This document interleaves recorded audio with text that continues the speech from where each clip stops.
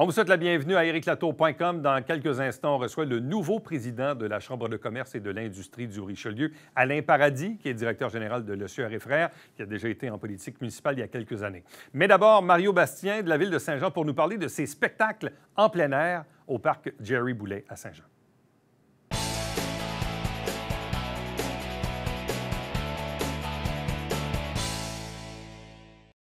Vous avez peut-être vu ou même assisté dans les dernières semaines à ce concept, les samedis dans le vent. Il reste encore 2 représentations. C'est au parc Jerry Boulet. Et oui, des spectacles en plein air. Pendant la COVID, ça peut se faire. Avec des mesures probablement, certains trucs peut-être un peu plus compliqués. Mais bref, on va expliquer la chose avec l'un des responsables, c'est Mario Bastien de la ville de Saint-Jean-sur-Richelieu. Bonjour et bienvenue. Bonjour, Éric Latour. Bon, là, avec les contraintes et tout, comment on peut faire un spectacle en plein air tout en respectant les mesures? On a le droit de tout faire. Il y a juste des règles à respecter, ce qu'on n'avait pas avant. C'est-à-dire, le site du parc Jerry Boulet peut contenir ce qu'on appelle des îlots, des enclos de 500 personnes. Donc, le parc, dans l'ensemble, on peut avoir à peu près 7 enclos, donc recevoir à peu près 3500 personnes par spectacle. Donc, la responsabilité qu'on a, c'est de s'assurer qu'il n'y ait pas de rassemblement ou d'attroupement autre que ça. Donc, c'est la raison pour laquelle le parc a été clôturé avec des clôtures qui sont noires pour ne pas qu'il y ait des attroupements aux abords. Donc, il y a quand même 3500 billets qui sont donnés. Il faut juste réserver d'avance son billet, qui sont donnés pour chacun des 4 spectacles qu'il y avait ce mois-ci. Les spectacles sont gratuits, mais sur réservation à cause, évidemment, du contrôle que vous devez exercer. Passeport vaccinal? Passeport vaccinal est obligatoire. Il l'était obligatoire et à compter d'aujourd'hui même, au moment de la diffusion, le passeport est une obligation absolue. Donc, quelqu'un qui n'avait pas son passeport vaccinal ne pourrait vraiment plus venir du tout au spectacle. Il y en avait qui avaient des permissions qui auraient pu être données les dates antérieures, mais aujourd'hui, à compter d'aujourd'hui, c'est obligatoire pour les 2 prochains spectacles qui nous restent. Comment se passe l'entrée sur le site? Est-ce qu'on sent que ça retarde ou que sinon on arrive à accélérer les choses? On est dans des mesures nouvelles. Donc, la première semaine, ça a été un peu plus ardu. Les gens ont eu à attendre jusqu'à 30 minutes peut-être pour faire le fil, pour présenter, parce qu'il y avait le passeport vaccinal, d'une part, à vérifier. Il y avait l'ensemble des sacs, parce que les gens arrivent souvent avec leur pique-nique. Il y avait au niveau de la sécurité, puis il y avait le billet. Il y a eu quelques vérifications. Ça, c'était la première semaine. La deuxième semaine, ça passait direct samedi dernier, qu'il y a eu avec Marc Dupré, où c'était plein. Le parc était bondé. 3500 billets s'étaient envolés rapidement. Les gens étaient sur place. La sécurité a été parfaite. C'était fluide à l'entrée. C'était fluide à la sortie. Les gens ont vraiment apprécié. Comment ce projet-là a-t-il pris naissance? Parce que là, on est dans une dynamique depuis 1 an et demi où il y a peu ou pas d'événements, où c'est compliqué de faire des événements. Et là, bouf, on arrive avec ce concept-là, avec 4 représentations, des artistes intéressants. Comment on a eu l'idée de mettre ça sur place? Mais techniquement, considérant que l'ensemble des activités est perturbé, quel que soit le niveau et le secteur d'activité, on essaie de voir qu'est-ce que la santé publique nous permet de faire jusqu'aujourd'hui, à compter d'aujourd'hui. Cet été, on a vu qu'il y avait un vent de changement favorable pour tenir des activités avec encadrement. On s'est dit, qu'est-ce qu'on fait cet automne? On s'essaye. Il y avait la boom de l'été. Oui, on s'essaye. On a fait des concepts ABC, puis on verra ce qu'on peut faire. Il y a la boom de l'été en fin d'été qui était toujours là les dernières années, au mois d'août, qu'on n'a pas pu tenir. Il y a Mon Vieux Saint-Jean-la-Nuit qui était là à l'automne, qu'on ne pourra pas tenir dans la formule qui était existante. Donc, qu'est-ce qu'on fait entre les deux? Quelle est la proposition qu'on pourrait mettre sur place? On a proposé au Conseil de ville, en partenariat avec notamment la SPEC, qui produit ces spectacles, de dire si on présentait 4 grands spectacles avec 4 thèmes différents. Grand public, humour, nostalgie notamment, qu'on présente avec sur place. Donc, on a déjà 2 spectacles de fait, c'est une réussite. Il reste 2 grands spectacles à venir. Le dernier sera Loud, donc c'est déjà complet pour celui-là. Puis il nous reste quelques billets pour samedi prochain avec le trio de Joe Bocan, Marie-Denise Pelletier et... Joe Bocan, Marie-Denise Pelletier, il m'en manque une, excusez. Marie-Denise Pelletier, Marie-Carmen. Marie-Carmen, c'est oui. L'Aigle Noir, j'avais l'Aigle Noir en tête. Marie-Carmen, effectivement. Mais l'Aigle Noir ne viendra pas chanter. L'Aigle Noir ne viendra pas chanter, mais elle saura chanter cette chanson-là, assurément. Bon. C'est un trio nostalgie, 3 femmes qui ont marqué les années 70. Mais les 3 filles avaient déjà entamé une tournée dans les salles et tout ça. C'est une tournée qui a commencé juste avant la pandémie l'année dernière, qui ont suspendu, les présentations. Je pense que j'avais des billets pour y aller en salle. Elle recommence la diffusion de ce spectacle-là. Puis on a la chance de les obtenir quasiment en primeur à Saint-Jean-sur-Richelieu. Comment ça s'est passé les 2 premières expériences? Parce que là, il y avait le 4 septembre avec les 3 humoristes. Les 3 humoristes. Dont notre vétérinaire préféré. Comment ça s'est passé, la première représentation? au niveau de la diffusion, c'était au niveau des aménagements logistiques, c'était impeccable. Les gens, ce qu'on a remarqué le plus, c'était la satisfaction de la population d'avoir quelque chose qui enfin se passait dans leur cours. Je dis ça dans la mesure où il n'y avait aucune activité nulle part. Les gens ont été extrêmement conciliants. Je vous ai dit qu'il y avait une petite attente au début parce que la logistique de la vérification des passeports, notamment, ça a été plus lourd, mais les gens étaient juste contents de sortir, d'avoir une activité. La population était extrêmement heureuse d'être là. La logistique était belle, était bonne et fonctionnelle.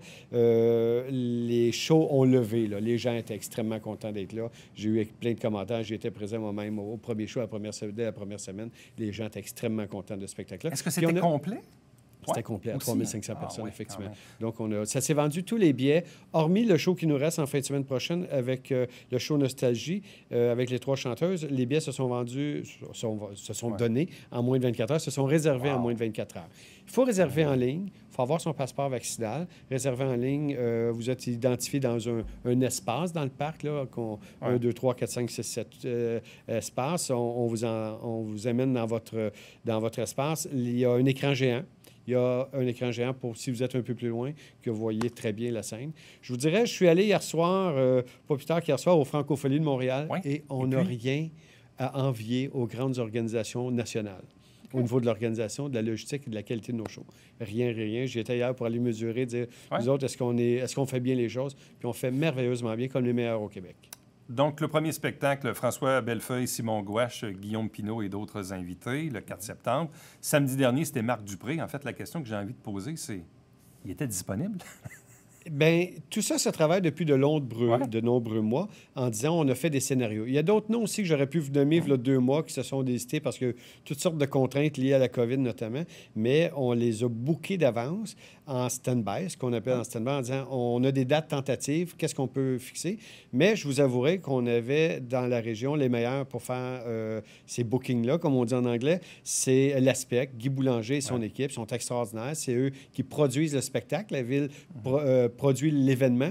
Le spectacle sur scène comme tel, c'est l'Aspect qui le fait. Puis ils sont habitués, ils font ça, c'est leur métier, c'est leur profession, ils sont exceptionnels. Il faisait super beau samedi soir. C'était vraiment une belle soirée d'été. Est-ce qu'on est encore l'été pour quelques jours? Tout à fait. Bon. Et là, il nous reste dans le fond 2 spectacles, comme on a dit. Donc, il y a le trio donc pour une histoire d'un soir avec Joe Bocan, Marie-Carmen et Marie-Denise Pelletier.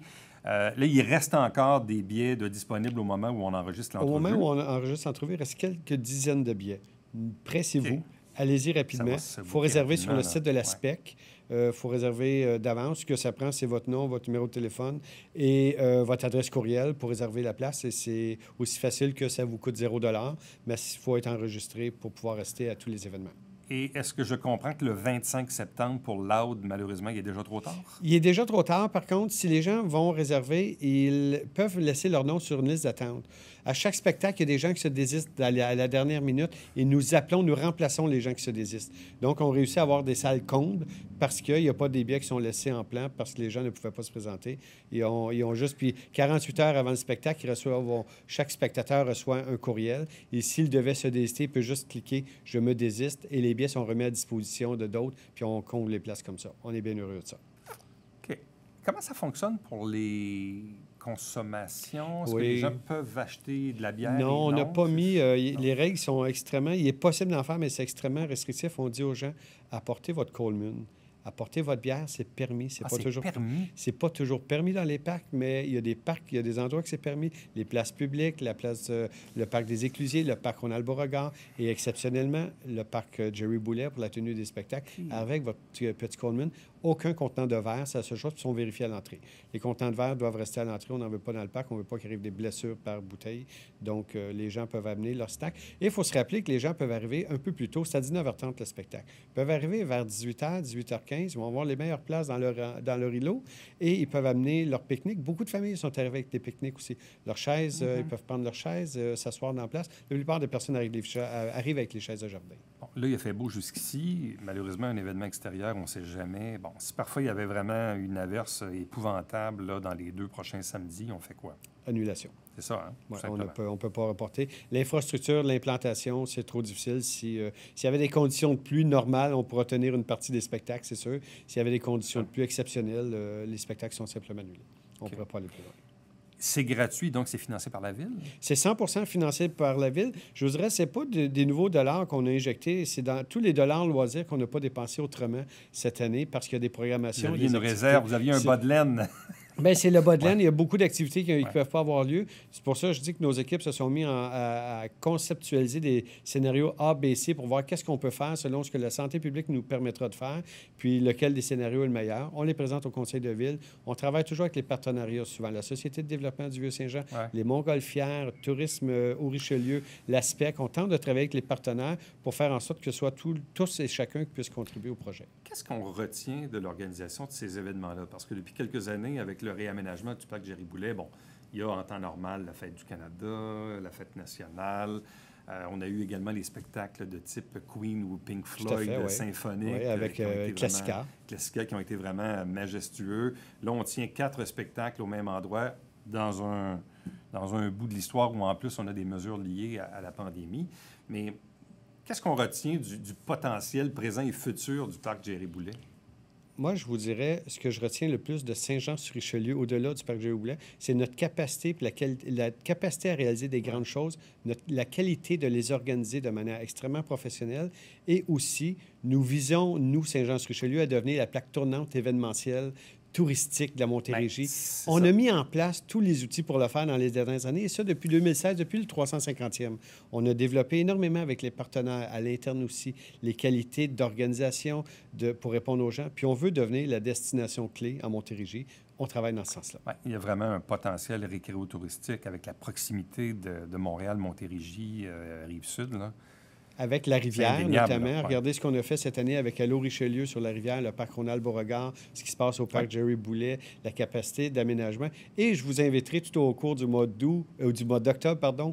Je ne vous lance pas de scoop tout de suite, mais on reviendra vous en parler de tous les aménagements qu'on fera pour le mois d'octobre, pour lancer l'automne, pour amener les gens dans un espace festif et amener les gens dans un espace où on veut qu'ils continuent à magasiner, aller dans les bars, les terrasses, les restaurants. Et même si les samedis soirs, alors qu'on va au parc Jerry-Boulet, on avait l'occasion de venir encourager un restaurant dans le Vieux-Saint-Jean, de venir prendre un verre après le spectacle qui finit vers 10 heures à peu près. C'est merveilleux. Puis l'objectif, c'est de bien faire vivre notre Vieux-Saint-Jean aussi. Tout à fait. Et le parc Ronald-Beauregard est un bon exemple parce que je suis allé une fois cet été. C'est drôle parce que bon, il n'y avait pas du monde comme il y en a à Oka, mais je voyais un peu comme les mêmes visages qu'on voit à Oka. Donc, on voit que ce pas des locaux, on voit que c'est des gens qui arrivent de l'extérieur, qui viennent passer la journée sur le bord de l'eau à Saint-Jean, puis à se louer des embarcations. Donc, ça, c'est franchement formidable. Tout à fait. On développe Saint-Jean, on adore notre ville, on continue. Donc, si vous voulez encore des billets pour le spectacle de ce samedi, donc faites vite, allez sur spec.qc.ca. Merci beaucoup. Merci, Éric. Restez avec nous. Au retour, on reçoit le nouveau président de la Chambre de commerce et de l'industrie du Richelieu, Alain Paradis.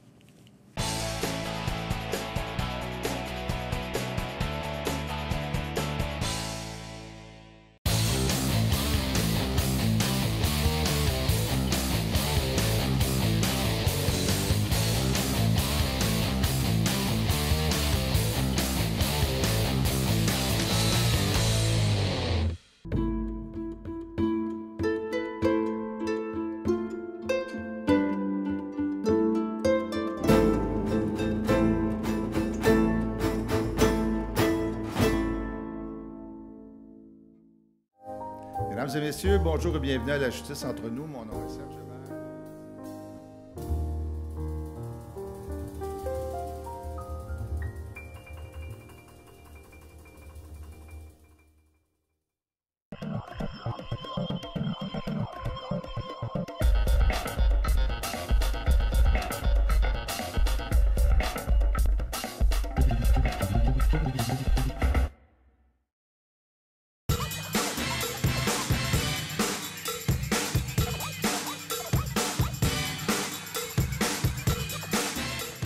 Dimanche, 9h30, Télé Bingo, on vous attend.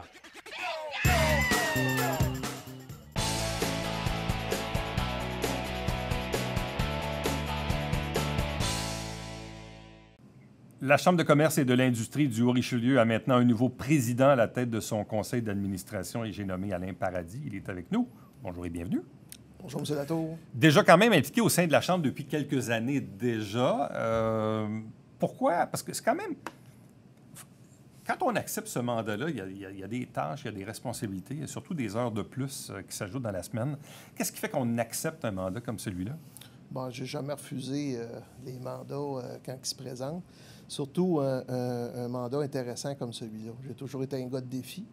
Quand tu as travaillé pendant à peu près 19 ans en politique, tu comptes plus tes heures. Tu comptes plus tes heures. Les enfants sont élevés. Il n'y a plus de jeunes enfants. Il y a des petits-enfants, mais ceux-là, on s'en occupe la fin de semaine. T'sais. Juste pour le bon temps, c'est ça? Oui, juste pour le bon temps, c'est ça, exactement. Mais c'était prévu là, depuis un an ou deux là, que ça s'enlignait vers là. Quand je suis rentré à la Chambre de commerce pour siéger au conseil d'administration, c'est plus pour combler un vieux rêve qui fait que quand j'étais élu municipal, c'était l'organisme que j'aurais aimé siéger. Ah oui? Mais que je pouvais pas parce que j'étais en politique. Ah, c'est drôle, ça. Oui, effectivement. Même, il y a eu un temps, j'ai démarré un commerce qui a connu une pandémie avant le temps. Il a fermé. Puis, on avait présenté notre dossier à la Chambre de commerce, puis je pouvais même pas parce que j'étais actionnaire puis élu municipal, donc je pouvais même pas me présenter. Okay. Fait que, donc, c'est quelque chose que je m'étais dit après le municipal. Bien, il y a des organismes sur lesquels je n'ai pas siégé, puis la Chambre en était un. Bon, peut-être dresser un court profil parce que, bon, Alain Paradis a déjà été conseiller municipal à la ville de Saint-Jean, mais aussi à la ville de Saint-Luc. Exact. C'est avant la fusion. Oui. On recule quand même d'une vingtaine d'années et plus. Impliqué dans le monde des affaires, surtout là depuis quelques années, ici localement avec le groupe Le Sieur comme directeur général. Comment on voit l'avenir ou l'utilité de la Chambre de commerce, d'autant que là, on est encore dans la pandémie, c'est pas fini. C'est pas fini. On vit des cycles. On parle de relance. On parlait de réinventer, le fameux mot qu'on est tanné d'entendre. Là. Mais on arrive à quel moment de l'histoire? Là? Bien, en fait, c'est qu'on a une chambre de commerce qui est performante depuis quelques années. Alors, c'est très cyclique. Là, au fil des ans, la chambre de commerce ça existe depuis que le monde est monde. Là. Mais il y a eu des périodes plus difficiles, des périodes plus, disons, plus glorieuses. Mais on est dans une période où on a une permanence qui est dynamique, solide, en contrôle. Puis avec un conseil d'administration qui est bien, comment on pourrait dire ça, bien répertorié, hommes-femmes, professions différentes, ainsi de suite, qui fait qu'on est bien outillé pour faire face aux enjeux qui se présentent. Là. Surtout la pandémie, on s'en est rendu compte. Là. C'est quoi les impacts pour l'organisme en tant que tel? Parce que normalement, une chambre de commerce, ça organise des événements. Ça fait un peu de sous avec les événements sociaux qui permettent de financer la permanence les employés. Là, bon, je comprends que vous avez été aidé, entre autres, par la Corpo du Fort-Saint-Jean, par la MRC, des subventions à gauche et à droite. Donc, la Chambre a réussi à maintenir sa permanence malgré le fait qu'il y a eu des événements qui ne se sont pas tenus? Bien, les subventions fédérales aussi, on y a droit parce qu'on a beau être un OBNL, on a quand même droit aux aides gouvernementales, heureusement. Tout ça ensemble a fait qu'on a pu passer à travers la COVID et s'en tirer de belle façon. C'est sûr qu'on n'a pas pris de risques pendant cette période-là, donc c'est sûr qu'on n'a pas engrangé des déficits sur des événements, des choses comme ça. Un événement que tu ne tiens pas, ben, tu n'as pas de déficit, parce que souvent, les événements de la Chambre, on les fait, on les vise à profit, mais ce n'est pas toujours le cas. Ils ne sont pas tous à profit. Non, exactement. Puis le but premier, bien, c'est d'aider les entreprises, c'est de développer les entreprises, de fournir des formations de qualité aux entreprises, du mariage, des activités de réseautage. Effectivement, ça, on n'a pas pu faire ça pendant la COVID. Par contre, on a fait d'autres gestes. On a embarqué dans le Soyer local, on a embarqué dans l'achat local. On a fait de la promotion pour le temps des fêtes dans l'achat local. Puis, avec des partenaires du milieu, on a réussi à injecter des centaines de milliers de dollars dans les commerces de la région. Au passage, évidemment, nous, on était rémunérés à faible coût pour, si on veut, structurer puis organiser le tout. Là. Mais ça reste qu'on a modifié un peu notre façon de faire. Bon, on a eu beaucoup de rencontres via Zoom parce que c'était à peu près la seule façon de réunir les gens virtuellement. C'est super pratique, Zoom. Ça va rester, mais à un moment donné, il faut se voir dans la vie. Là, vous avez tenu le cocktail du président à Saint-Blaise, au vignoble 1292. Là, vous avez votre tournoi de golf en vrai, mais comme vous avez tenu aussi l'année passée, c'est à peu près la seule affaire qu'on pouvait faire, le golf. Donc, on voit qu'on revient là, avec des événements en présentiel.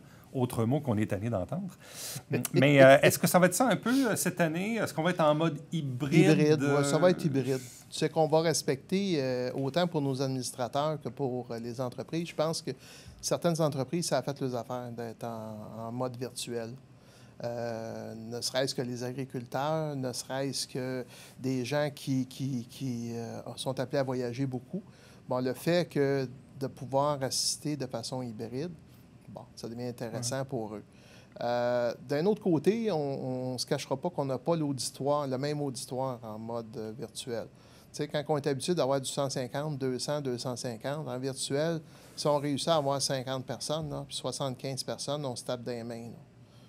Puis même si on fait quelque chose qui est complètement gratuit. Ouais. Tu sais, fait que c'est sûr que c'est pas une recette viable à long terme, mais je pense que c'est une autre façon de communiquer avec les entreprises, puis avec les membres, puis ça va être retenu, là, c'est évident. Bon, parce que vous avez quand même présenté une grille d'événements assez exhaustive. Là. Il y a quand même beaucoup de choses à venir, des formations, mais aussi des événements en tant que tels. Là. Définitivement. Oui, bien, on respecte les normes sanitaires. Malgré que les normes sanitaires, justement, nous permettent de tenir des conférences jusqu'à 150 personnes, en autant que le lieu permette la capacité. Là. Mais ça, ils sont compliqués, ces mesures-là, parce que un restaurant peut faire telle affaire, mais une salle de réception ne peut pas faire la même affaire. Mais là, quand c'est une réunion d'affaires, là, on peut. Exact. Si c'est au club de golf, là, c'est une autre affaire. C'est un peu compliqué, honnêtement, pour organiser, puis c'est pas juste la Chambre de commerce, là, tous les organismes, là, ou même les fondations là, qui font... C'est compliqué parce que d'une salle à l'autre, ça change. Définitivement. Le type d'événement, je veux dire, quand on a un colloque, nous, qui s'en vient le 20 octobre à la Corporation du Fort Saint-Jean. Puis, effectivement, si on veut que l'événement continue de progresser en présence, bien, c'est sûr et certain qu'il faut modifier un peu la structure. Ouais. Puis, tout est associé au repas. Oui, Donc, c'est ça. Ouais. c'est ça. Fait que si les repas, on bouge pas, on reste assis à notre table. Bien, comme là, vous avez tenu un débat électoral fédéral, Ouais. mais là, les gens avaient des petites boîtes à lunch devant eux. C'était Exact. un compromis à faire. Exact. Là. Donc, on est encore un peu pris là-dedans. Là. Oui, Bon. oui, définitivement. Est-ce qu'il va y avoir un gala de l'excellence ou non?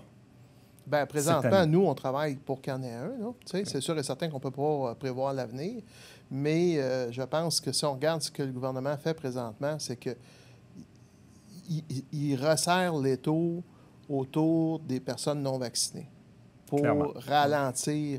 Puis moi, je dis que c'est une façon d'encourager les commerces parce que les commerces et les événements et le milieu culturel et tout, parce que tu n'es pas vacciné, ben tu y vas pas. C'est tout. T'sais. Mais ceux qui sont vaccinés ne seront pas pénalisés, vont pouvoir y aller. Puis ça veut dire que les commerçants, nos membres, dans le fond, ne seront pas pénalisés parce qu'ils vont avoir un public qui va se rendre sur place. Comme au Gala d'excellence, ça va être ça. On va être à la porte avec nos machines, puis on va regarder si c'est encore de mise de vérifier le code vaccinal. Là. C'est quoi les enjeux des gens d'affaires de la région en ce moment? Qu'est-ce que vous entendez? Problème de recrutement puis de rétention de personnel. Pénurie de main-d'œuvre. Bon, la menace d'Amazon sur le commerce en ligne, peut-être plus pour les entreprises de commerce de détail. Je veux dire, on revient toujours à peu près à ça. Exact. Exact. Et qu'est-ce qu'on peut faire? La pandémie a eu un bon côté. C'est sûr qu'il y a toujours des bons côtés à certaines choses, mais de reconnaître l'achat local. Ça, la pandémie, ça fait longtemps qu'on préconisait ça. Le soyez local, ça a parti avant la pandémie. Sauf que ça l'a juste confirmé que c'était la bonne attitude à prendre.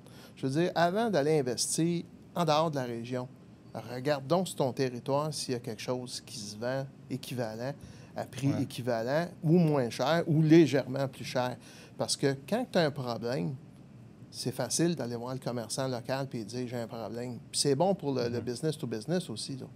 Moi, c'est quand dans mon entreprise, puis c'est le cas de la Chambre de commerce aussi, c'est qu'on va aller acheter local. Parce que c'est sûr et certain, je ne prendrai pas un entrepreneur qui vient de Brossard pour venir chez nous. Quand moi, j'ai un problème, lui, il part de Brossard. Là, tandis que quand je fais affaire avec une entreprise du Haut-Richelieu, j'ai bien plus de chances que la personne soit disponible plus rapidement. Une chambre de commerce, c'est aussi un organisme de défense des gens d'affaires, un organisme de pression, de lobby parfois pour faire valoir. Là, on entre dans une période électorale municipale. On ne va pas entendre parler de l'avenir des golfs, puis l'avenir de l'aéroport, puis le parc industriel, puis ça va tout revenir, là.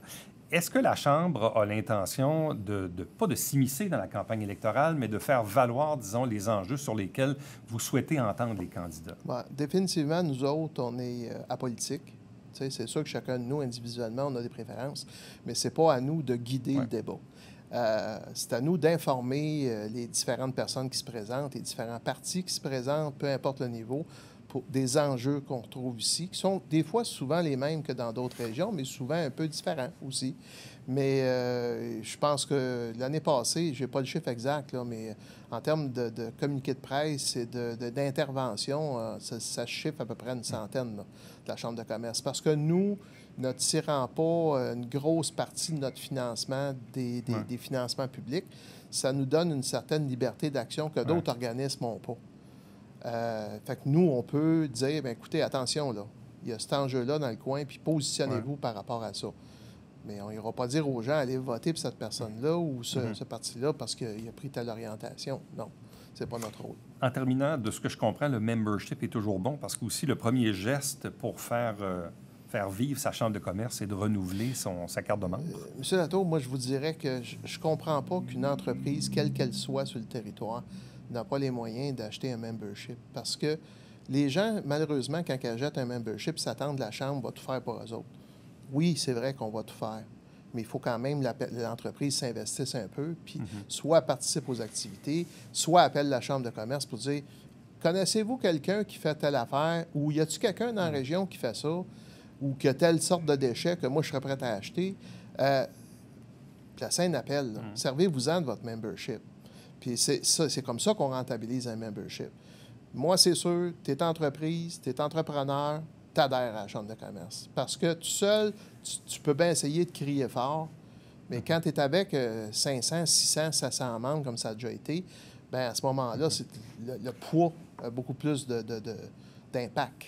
Alain Paradis, merci beaucoup. Bon mandat. Merci, M. Latour. Reste avec nous. Au retour, le mot de la fin.